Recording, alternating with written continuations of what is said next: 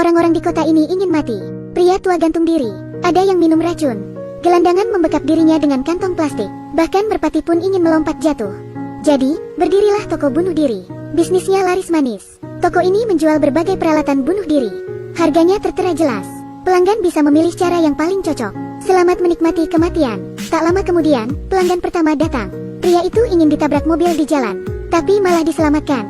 Karena di kota ini, dilarang bunuh diri di tempat umum. Jika bunuh diri di jalan akan didenda. Kalau dia mati, keluarganya yang harus membayar denda.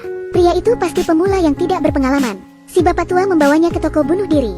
Toko ini dikelola keluarga beranggotakan 4 orang, yaitu pemilik toko beserta istri dan anak-anaknya. Pemilik toko merekomendasikan produk untuk pria itu. Ada 300 racun, tali untuk gantung diri, obat tidur, jamur beracun, juga pedang samurai, pisau, dan lain-lain. Segala produk untuk bunuh diri ada di sini. Sebagai toko bunuh diri, toko ini tidak punya pelanggan tetap. Akhirnya, pria itu memilih sebotol racun. Si bapak tua menepuk pundaknya, mengucapkan selamat tinggal. Hari itu istri pemilik toko melahirkan anak laki-laki. Tapi anak itu berbeda dari orang-orang kota ini. Dia suka tertawa. Tapi ini membuat malu keluarganya. Karena kelahirannya, penjualan di toko kecil ini mulai anjlok. Saat pelanggan memilih-milih produk di toko, mereka malah tertarik pada si bayi. Lalu mereka jadi sembuh. Agar sang anak tidak tertawa, pemilik toko membalik raut senyumnya ke bawah. Tapi semakin pemilik toko berusaha, semakin bahagia senyum sang anak. Dia jadi acuh tak acuh pada pelanggan. Jadi, pelanggan segera pergi. Sementara itu, anaknya masih selalu tersenyum dan tumbuh besar. Anak itu bernama Alan. Dia selalu ceria saat mengunjungi toko. Dengan hati riang, dia menyapa para pelanggan. Pemilik toko pun memarahinya setiap saat. Jangan ucapkan salam, jangan ucapkan sampai jumpa lagi, karena mereka tidak akan kembali.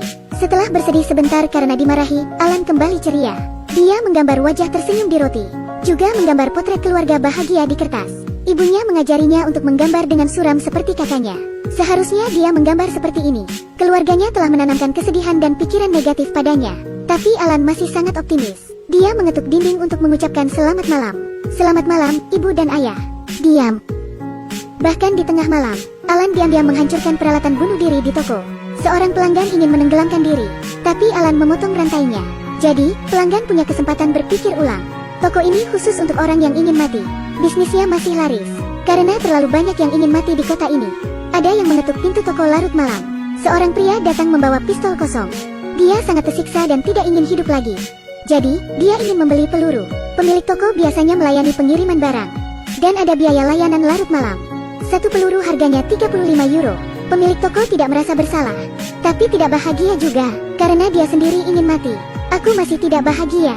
Dia bersemangat mempromosikan peralatan bunuh diri. Keinginan para pelanggan juga aneh. Ada pasangan yang ingin mati bersama.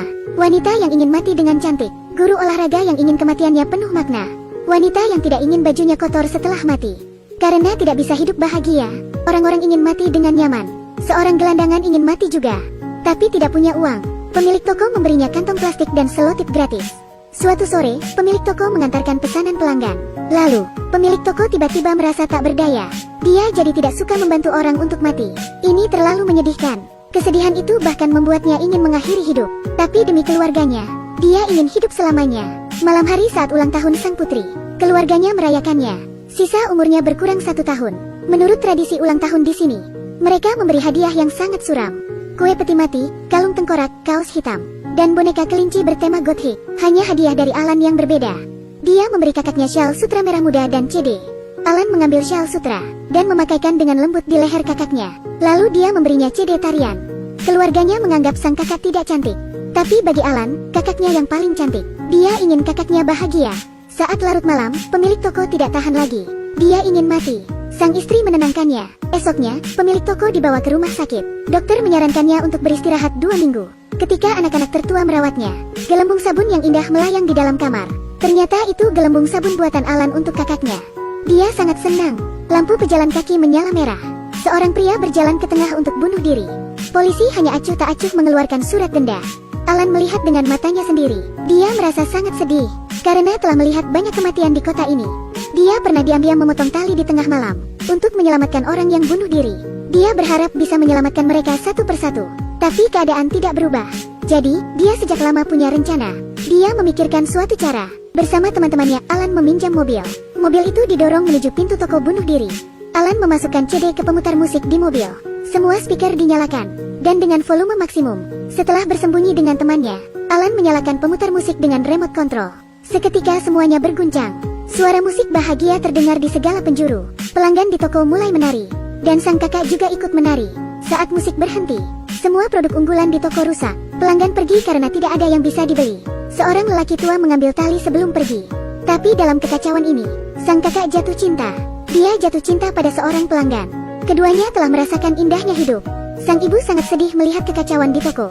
Tapi melihat ketulusan pemuda-pemudi itu, dia merasakan debaran yang sudah lama tak dirasakannya. Keluarga ini pun saling berpelukan. Rencana Alan berhasil. Kesenangan ini hanya sebentar. Pemilik toko bangun dari tidurnya. Saat melihat tokonya kosong, amarah di hatinya menyembur keluar. Dia mengambil pedang dan memburu Alan. Alan pun harus kabur. Dia berlari ke atas gedung. Tidak ada jalan lagi. Alan melompat terjun untuk meredakan amarah ayahnya. Ayahnya tercengang. Dia menyesalinya. Tak disangka, anaknya benar-benar melompat. Mereka semua bersedih. Lalu suara Alan bergema. Ternyata dia belum mati. Temannya menangkapnya dengan kain besar di bawah. Ini sudah direncanakan Alan. Dia jatuh di atas kain dan memantul naik turun. Dia menghibur ayahnya dengan beragam ekspresi. Semuanya tertawa. Di sudut lain kota, lelaki tua itu ingin gantung diri. Tapi dia tidak mati. Karena tali itu diam-diam sudah dipotong Alan. Dia berjalan ke toko bunuh diri dengan linglung. Dia masih ingin mati. Tapi semua orang tertawa di sana. Toko bunuh diri itu menghilang dan telah menjadi toko yang menjual krepel. Mereka kembali percaya diri untuk menjalani hidup. Karena toko kecil ini, seluruh kota tampak menyala kembali.